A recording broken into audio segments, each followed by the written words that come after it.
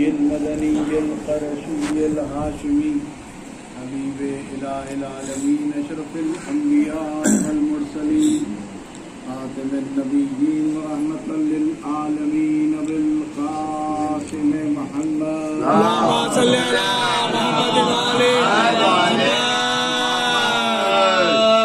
أهل بيته الطيبين الطاهرين المعصومين المظلومين الذين أذهب الله عنهم الغضب وطهرهم تطهيرا اللهم صل على محمد ولعنة الله على أعدائهم أجمعين من يومنا هذا إلى يوم الدين. أما بعد فقد قال الله تبارك وتعالى بالقرآن المجيد والفرقان الحميد وقوله الحق. بسم الله الرحمن الرحيم.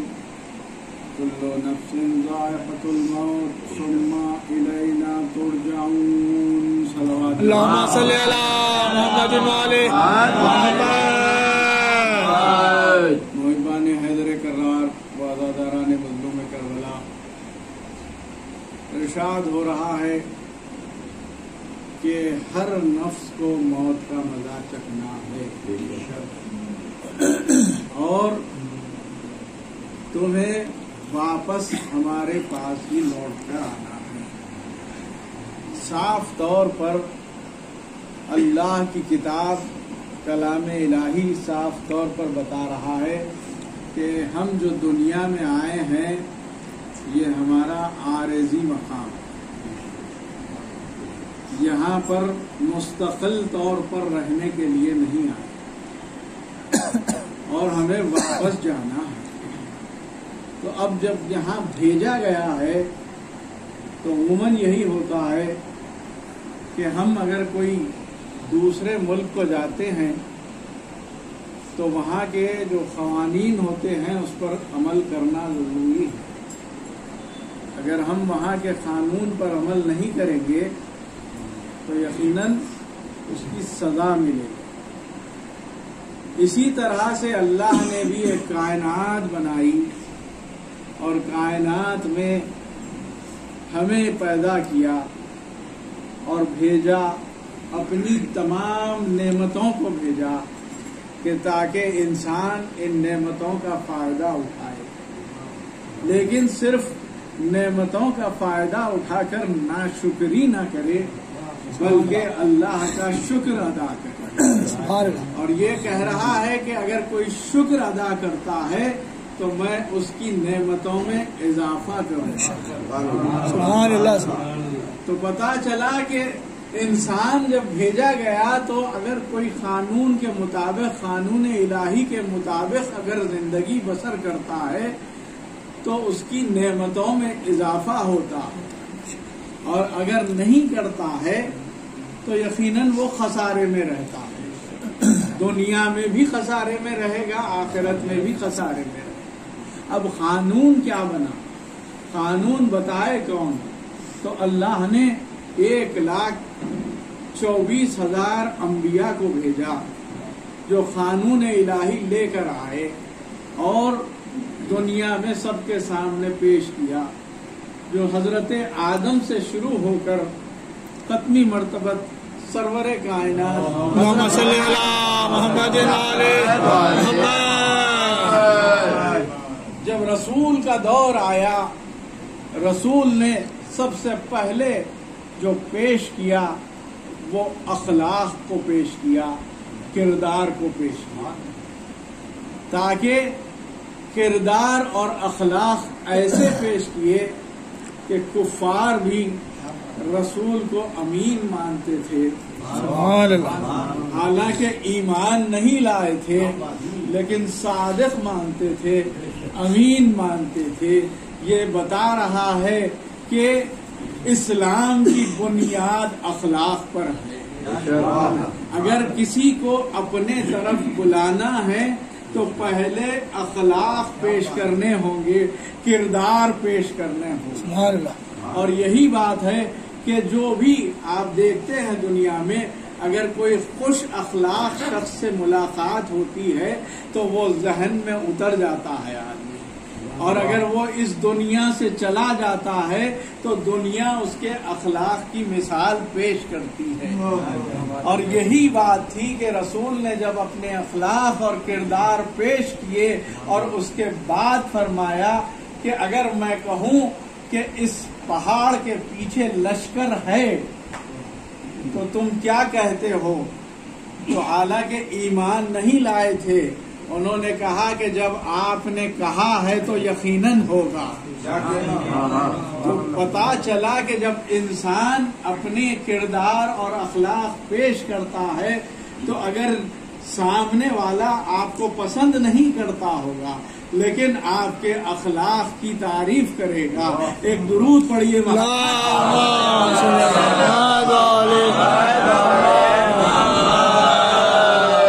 وہی رسول نے آداب زندگی پیش کی جس میں بتایا کہ دیکھو اللہ نے 5 وقت نمازیں واجب قرار دی ہے تم پر، تمہیں نماز پڑھنا ہوگا تاکہ تم برائیوں سے بچو. نماز پتہ چلا کہ نماز واجب اسی لیے کی گئی کہ برائی سے بچے، فحش چیزوں سے بچے اور یقیناً معرفت الہی ہو.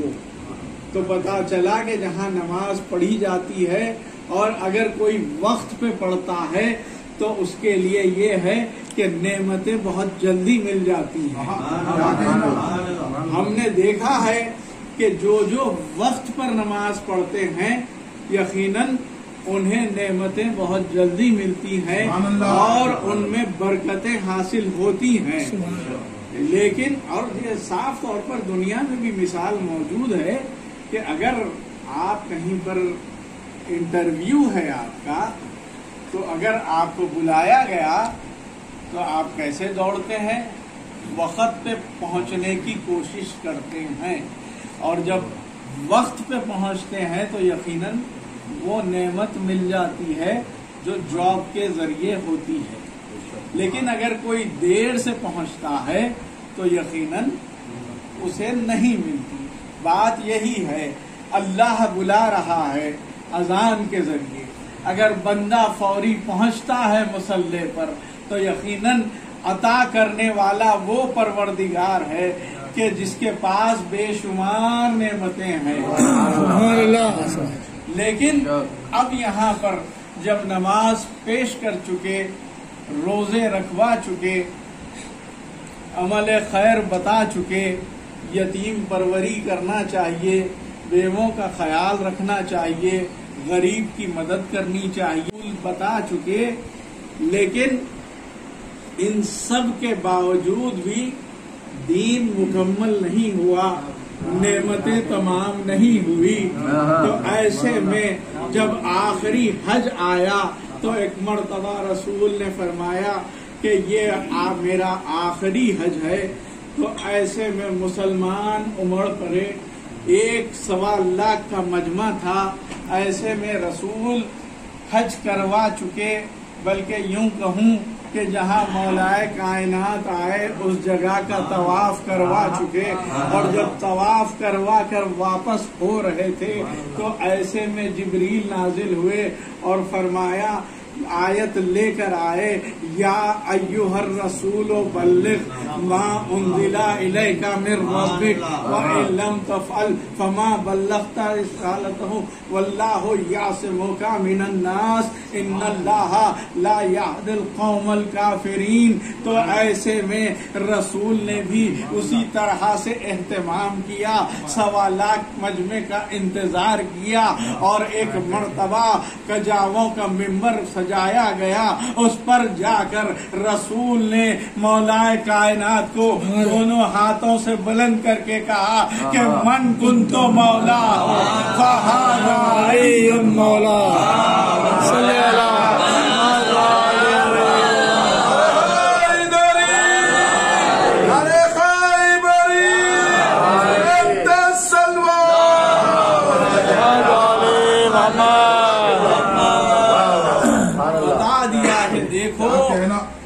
تمہارے لیے میں جو دین بھیجا ہے پہنچایا ہے، اب اس کی حفاظت کرنے والا یہ علی ہے.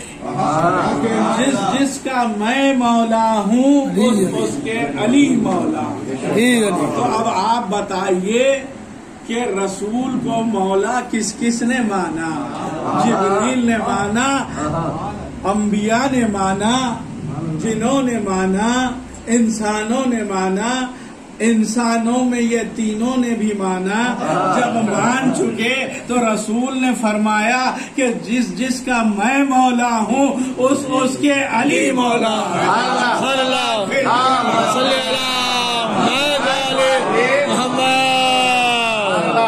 تو پتا چلا جب پہنچا چکے تو ایک دم جبریل نازل. الیوم اکملت لکم دینکم واتممت علیکم نعمتی ورضیت لکم اسلام دینا. آج دین مکمل ہوا. یعنی کہ انسان اخلاق پیش کر دے، کردار پیش کر دے، نماز پڑھ لے، روزے رکھ لے، حج کر لے، تمام عمل خیر کر لے، لیکن اگر ولایت علی کو نہیں مانا تو گویا کچھ نہ کیا. اسی لیے تو فرمایا رسول اللہ نے رسول سے کہ اگر آپ نے یہ نہ پہنچایا تو گویا کچھ نہ پہنچایا. پتا چلا کہ سارا دار و مدار ولایت امیر المومنین حضرت علی ابن ابی طالب اللہم صلی علی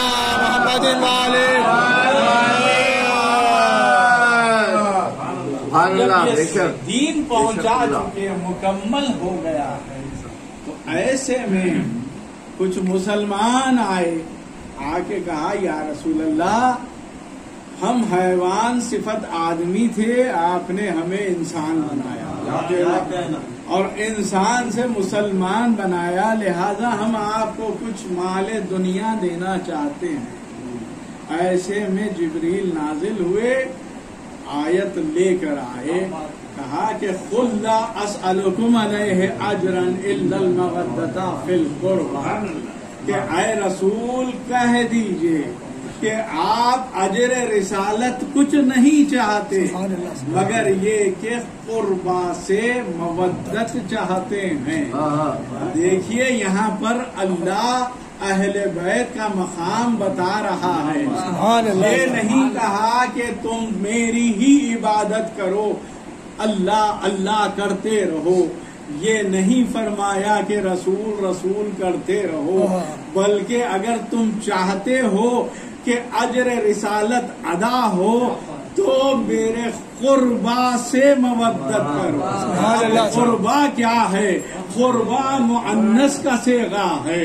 کون ہے وہ مستور جو رسول سے بھی قریب ہے اور اللہ سے بھی قریب ہے؟ تو آپ حدیث قصہ کی تلاوت کرتے ہیں، جب جبریل نے دیکھا کہ نور ہے، کچھ نظر ہی نہیں آ رہا ہے سوائے نور کے، آنکھیں خیرہ کر رہی ہیں، تو ایک مرتبہ پوچھا یا رب و من تحت القصا، کہ قصا کے نیچے کون ہے پروردگار؟ تو یہاں پر وہ پروردگار جسے طٰہٰ کہا، یاسین کہا، مدثر کہا، مزمل کہا، رحمت للعالمین بنا کر بھیجا، لیکن تعارف رسول سے نہیں کروایا.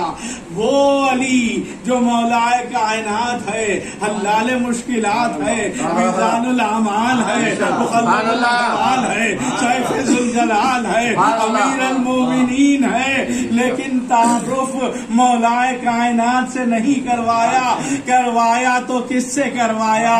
جو طاہرہ ہے، صدیقہ ہے، مرضیہ ہے، مرضیہ ہے، فاطمہ زہرا ابوہا و بالہا و بنوہا. یہ کہہ کر بتا دیا کہ یہ فاطمہ ہے. تو پتا چلا کہ اللہ کے قریب جو ہے وہ شہزادی کونین ہے. اسی لیے تو فرمایا کہ اے رسول میں آپ کو خلق نہیں کرتا اگر علی کو خلق نہ کرتا. اور اس کے بعد فرمایا کہ اے رسول، اے علی، آپ دونوں کو خلق نہ کرتا اگر میں فاطمہ کو خلق نہ کرتا. تو حضرت شہزادی کونین بتا رہا ہے. اور پھر رسول سے قریب کون بیوی ہے؟ وہی بیوی ہے جس کے لیے رسول نے فرمایا فاطمہ بضعۃ منی. اب اس سے زیادہ قریب اور کوئی ہو نہیں سکتے. تو پتا چلا کہ اب مودت اگر کرنی ہے، اپنی نمازوں کو قبول کروانا ہے، روزوں کو قبول کروانا ہے، اور حج کو طواف سمجھانا ہے نہ کہ چکر سمجھانا ہے، تو پھر مودت اہل بیت کرنا ہوگا. یعنی شہزادی کونین سے مودت کرنا ہوگا، ان کے بابا سے مودت کرنا ہوگا، ان کے شوہر سے مودت کرنا ہوگا، اور ان کی اولاد سے مودت کرنی ہوگی. ایک درود پڑھیے. اللہم صلی علی محمد وعلی محمد. اچھا، یہ مودت کیوں رکھی گئی؟ پروردگار تیری عبادت کر رہے ہیں، بس تجھ سے محبت کرتے ہیں، یہ کیا معاملہ؟ آج تو دنیا کہتی ہے کہ یہ شرک کر رہے ہیں، صرف اللہ اللہ کر. تو دیکھو کہ آغاز میں ہی رسول نے کیا کیا، کیونکہ ہم تو کتاب اور اہل بیت کے ماننے والے ہیں. لیکن آپ جب صرف اور صرف قرآن کے ماننے والے ہیں اور سنت رسول پر عمل کرنے والے ہیں، تو سنت رسول کیا تھی؟ سنت رسول یہی تھی کہ جب خیبر کی جنگ ہو رہی تھی، قیامت کی لڑائی چل رہی تھی، 39 دن لوگ جاتے تھے، واپس آتے تھے، کہتے تھے کہ کیا کریں رسول اللہ، کچھ سمجھ میں نہیں آتا. ایسے میں 40واں ہونے والا تھا کہ رسول نے کیا کیا؟ اللہ کو نہیں پکارا، کہا نادے علی علی کو بلا کے بتایا کہ دیکھو جب بھی کوئی مشکل میں آؤ تو علی کو پکارو. اور پھر اللہ نے بتایا علی کا ذکر رسول کا ذکر ہے، اور رسول کا ذکر اللہ کا ذکر ہے. ایک صلوات. اللہم صلی علی محمد.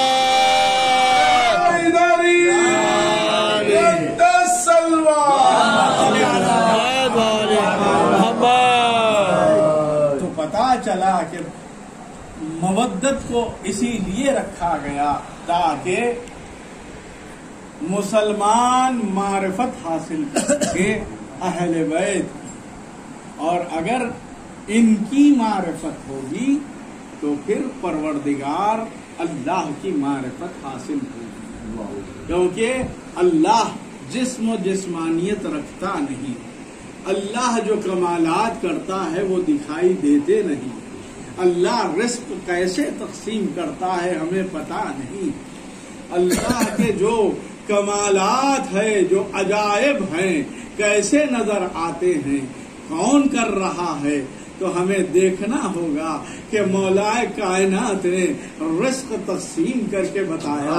ایک مرتبہ ایک میدان میں مولا کائنات کچھ اشارے کر رہے ہیں، ایسے میں ایک بدبخت آتا ہے، آ کے کہتا ہے کہ یا علی آپ کیا کر رہے ہیں؟ تو فرمایا کہ میں رزق تقسیم کر رہا ہوں. تو ایک مرتبہ چلا جاتا ہے، جب دوسرے دن آتا ہے تو ایک مرتبہ پھر پوچھتا ہے کہ یا علی آپ کیا کر رہے ہیں؟ کہا کہ میں رزق تقسیم کر رہا ہوں، اور میں نے اسے بھی رزق تقسیم کر دیا ہے جو اپنی شیشی میں چمٹی کو بند کر کر لایا.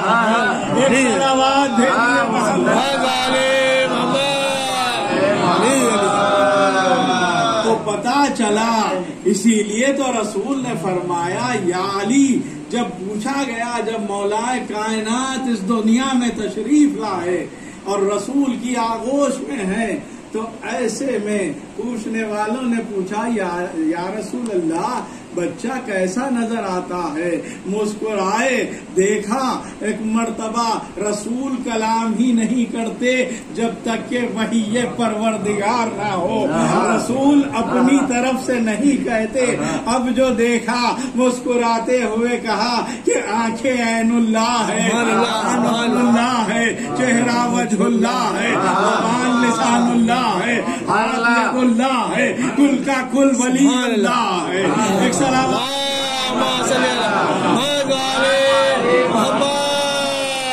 بتانا یہی تھا کہ علی کو دیکھو، آنکھ عین اللہ ہے، چہرہ وجہ اللہ ہے۔ یہی بات تھی کہ لوگ کہتے تھے جب بھی ہم مولا کائنات کے چہرے پہ نظر کرتے تھے تو ہمیں اللہ یاد آ جاتا تھا، یعنی کہ علی کی ذات وہ ذات ہے اگر ان سے مودت کی جائے اور ان کے اقوال پر عمل کی جائے تو یقیناً معرفت الہی حاصل ہوگی۔ ایک درود پڑھ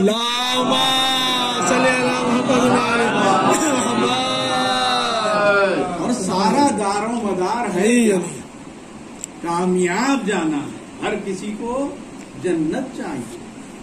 بتائیے آپ آج اس دنیا میں چاہے کوئی مذہب کا ہو، کوئی دہریہ ہو، وہ بھی چاہے گا اگر اس سے پوچھیں گے تو جنت چاہیے۔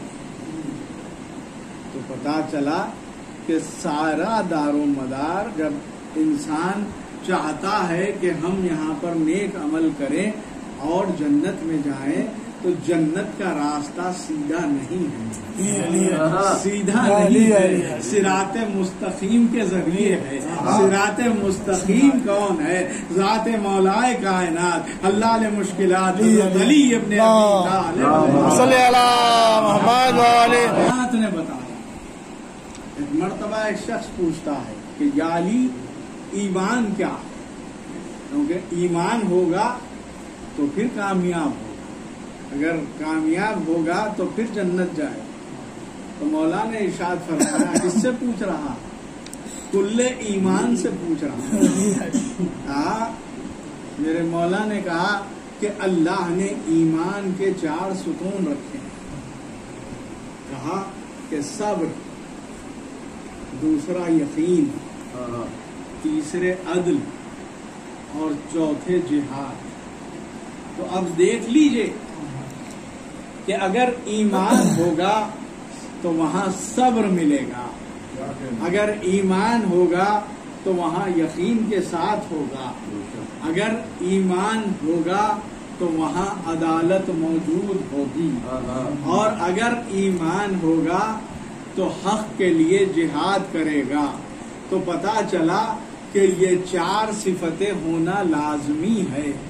اگر آج کی دنیا میں بے صبری اتنی بڑھ گئی ہے کہ اگر کوئی پنکھا بند ہو جاتا ہے تو ہم بے صبرے ہو جاتے ہیں۔ مولا کائنات بتا رہے ہیں کہ صبر کرنا چاہیے، اور صبر جتنا کریں گے یقیناً ایمان میں اضافہ ہوگا۔ اور یہی تو بات تھی کہ اگر کوئی مشکلیں پڑتی ہیں ہم اس پر صبر نہیں کریں گے تو پھر ہم دعویٰ کیسے کر پائیں گے کہ ہم اہل بیت کے چاہنے والے ہیں، علی کے چاہنے والے ہیں۔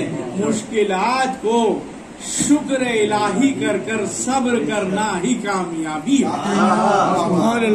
اور پھر یقین ہونا چاہیے کہ جب کوئی فضیلت اہل بیت کی پیش کی جائے تو اسے یقین کے ساتھ قبول کرنا چاہیے۔ یہی تو بات ہے کہ جہاں پر جب کلام الہی کو پیش کیا گیا اور بتایا گیا کہ قرآن شروع ہی ہوتا ہے نقطہ بائے بسم اللہ سے، اور وہ نقطہ ہے ذات مولا کائنات، تو جہاں یقین نہیں تھا انہوں نے چھوڑ دیا، جن کے پاس یقین تھا انہوں نے اپنا لیا، اور سورہ کی تلاوت بسم اللہ الرحمن الرحیم سے کرتے ہیں، اور وہاں پر ہی ایمان موجود ہے۔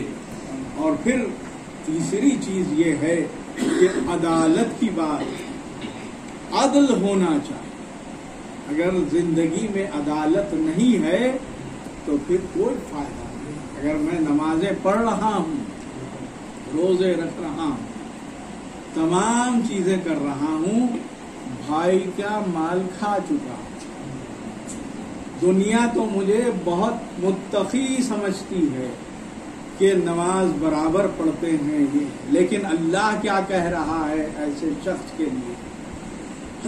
فرما رہا ہے کہ اے رسول کہہ دیجیے کن سے کہ جو مال کسی کا غصب کرتے ہیں، کوئی یتیم کا مال کھا جاتے ہیں، کوئی مومن کا مال کھا جاتے ہیں، ان کے لیے کیا فرما رہا ہے پروردگار کہ اے رسول کہہ دیجئے کہ یہ جب میرے پاس نماز کے لیے آتے ہیں اور نماز پڑھتے ہیں، میری یہ عبادت کرتے ہیں، میں ان پر لعنت کرتا ہوں. تو سوچئے کہ کیا مقام ہے. یہ صرف تھوڑا سا کوئی اگر مال غصب کر لے تو اس کے لیے ہے، اگر کوئی پورا باغ کا باغ کھا جائے تو پھر ان کا مقام جہنم میں سب سے نیچے ہو. یہی بات ہے. اور پھر یقین جہاں جہاد کی بات آتی ہے تو یقیناً جہاد ہونا چاہیے، لیکن جہاد مسلمانوں والا جہاد نہیں، مومن والا جہاد ہونا چاہیے. مومن کا جہاد سب سے پہلے جہاد نفس ہے، نفس سے جہاد. جہاں اپنے نفس سے انسان جہاد کرے گا وہی کامیاب ہوگا، کیونکہ نفس انسان کو بہکاتا ہے، نفس برائیوں کی طرف لے جاتا ہے، لیکن جب وہاں پر آپ جہاد کرتے ہیں تو پھر کامیاب ہو جاتے ہیں. اور یہی بات ہے کہ مولا کائنات نے بتایا کہ یہ 4 چیزیں جس میں ہوں گی وہی با ایمان ہوگا. ایک درود پڑھ دیجیے. اللہم صلی علی محمد وعلی محمد. اب اگر یہ 4 صفات کو دیکھنا ہے تو ذات مولا کائنات میں دیکھیے کہ مولا کائنات کا عدل کیسا تھا.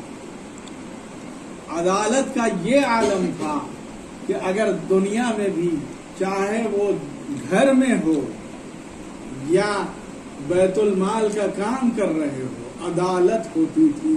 اگر بیت المال کا کام کر رہے ہیں تو وہاں کے چراغ روشن کرتے تھے، لیکن اگر کوئی مومن آ جاتا یا کوئی شخص آ کر ذاتی سوال کرتا تو فوری وہ چراغ کو بجھا دیتے تھے، دوسرا اپنا ذاتی چراغ روشن کرتے تھے.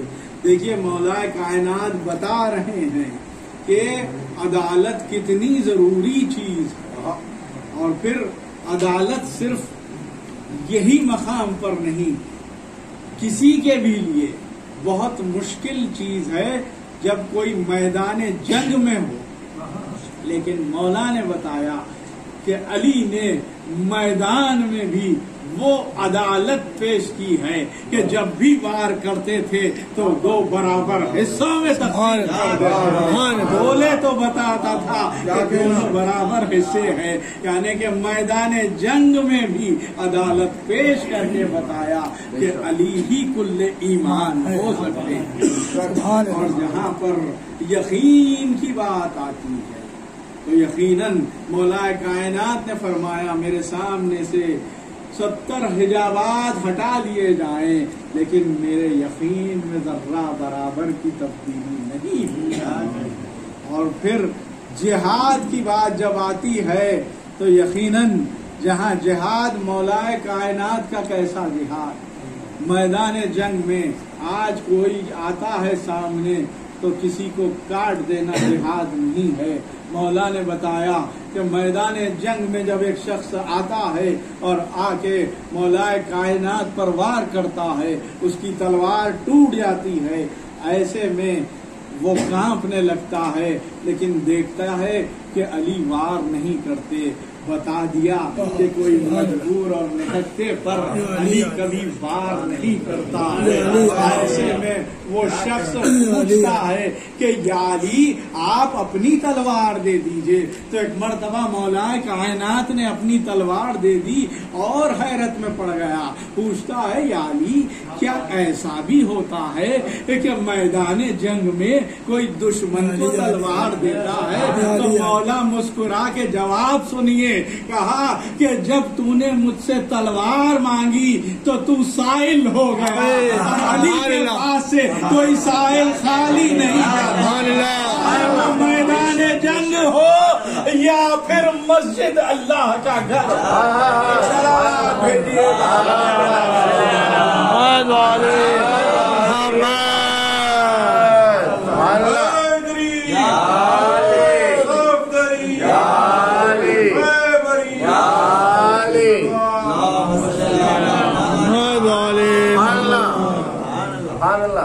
یہی بات ہے اور یہی ہے کہ جو اہل بیت حب عالم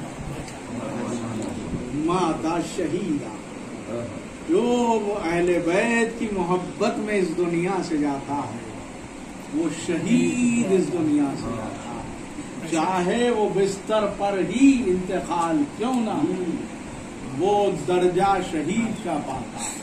اور پھر یہاں رکے نہیں، فرمایا من ماتا علی حب آل محمد ماتا طائبہ.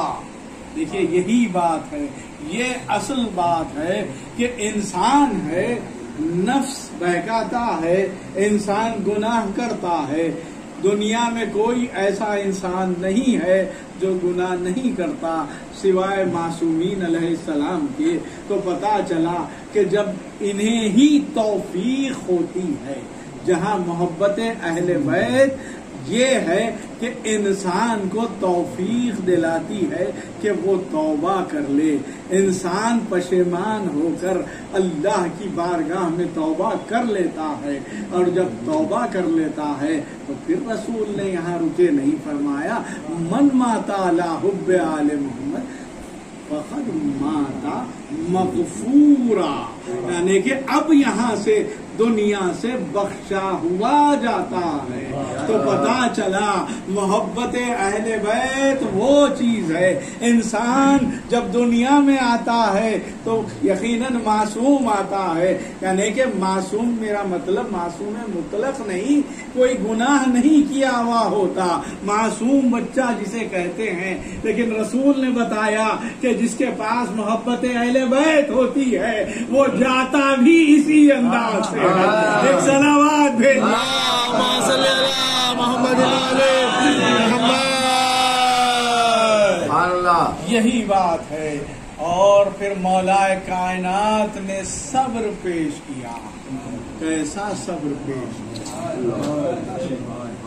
آپ جانتے ہیں کہ بعد رسول قیامت ڈھائی لوگوں نے پرسا اس طرح سے دیا آگ لگا دیا. شہزادی کہتی رہی کہ اس میں حسنین رہتے ہیں. تو ملعون نے کہا کہ ہوا کرے ہاں زادارو اس دروازے کو ایسے ڈھکیلا کہ شہزادی در و دیوار کے بیچ میں پٹ گئی. آواز دی فضا میرا محسن شہید ہو گیا زادارو. لیکن علی نے صبر کیا یہاں تک کہ مولا کائنات کو رسن باندھی گئی. اور جب لے جانے لگے مولا سے ایک سوال کیا گیا کہ یا علی سب سے بڑی مصیبت مرد آدمی پر کب آتی ہے؟ تو مولا کی آنکھوں میں آنسو آئے. کہا کہ اے بھائی تو نے کیا سوال کر دیا. ایک مرد کے لیے اگر اس کے سامنے اس کی مستور پر اگر کوئی ہاتھ اٹھائے جب مولا رسد باندھ کر لے جا رہے تھے شہزادی نے ملعون نے تازیانہ لگایا علی پر کیا گزر گئی. لیکن میں کہوں یا علی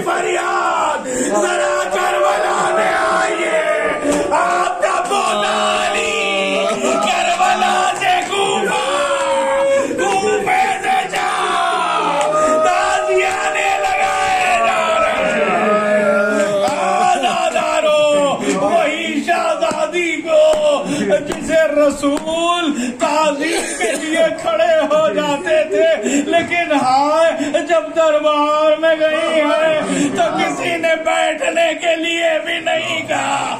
جب شہزادی نے کہا کہ سلمان ذرا کہنا کہ فاطمہ اتنی دیر نہیں ٹھہر سکتی، تو ملعون کہتا ہے کہ یہ بابا کا دور نہیں ہے. ایک مرتبہ جب ثبوت کے طور پر فدق کے تحریر رسول پیش گئی، دیکھیے جہاں اہل بیت سے بغض ہوتا ہے وہاں رسول کی بھی معرفت نہیں ہوتی. اس ملعون نے اس تحریر کو چاک کر دیا. ہائے شہزادی کیا گزر گئی. امام حسن اور حسین تحریر کو چن رہے. میں کہوں یہ مدینہ ہے، لیکن کربلا میں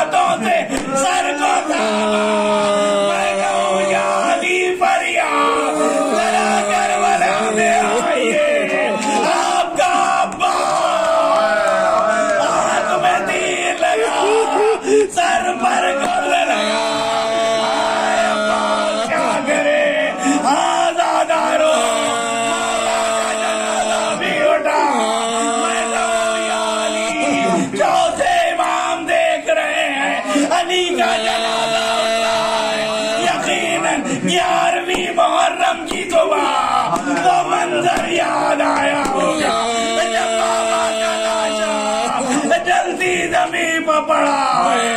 سید سجاد کہہ رہے ہوں گے یا علی بابا کا لاشا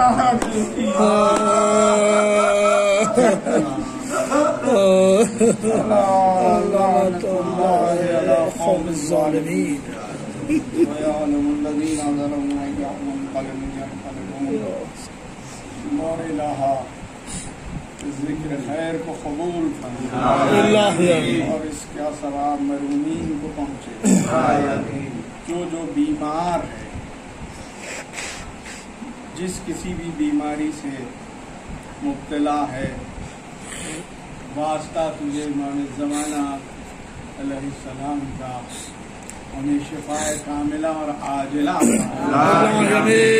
یا امام زمانہ آپ ہی حجت خدا، آپ ہی امام مبین ہے، آپ ہی ان لوگوں کے شر کو دور کر سکتے ہیں. مولا اس شر کو دور فرمائیے اور آپ کے چاہنے والوں کو اپنے حفظ و امان میں رکھیے.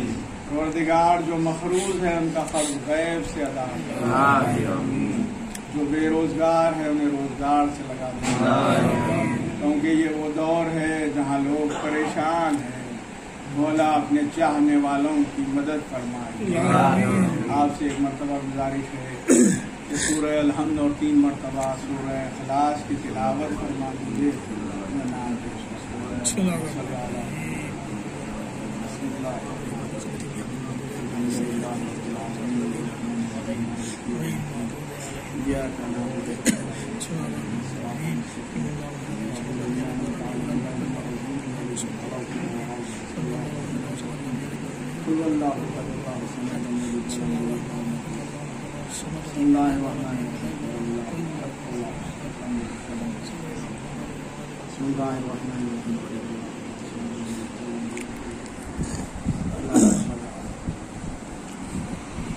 پروردگار تجھے واسطہ سنجتن پاک بارہ امام 14 معصومین کا اس ذکر کا اور اس تلاوت کا ثواب سید علی رضوی ابن سید محمد مہدی ناہید، سیدہ حشمت النساء بیگم موسوی بنت سید خادم حسین موسوی اور جملہ محبان حیدر کرار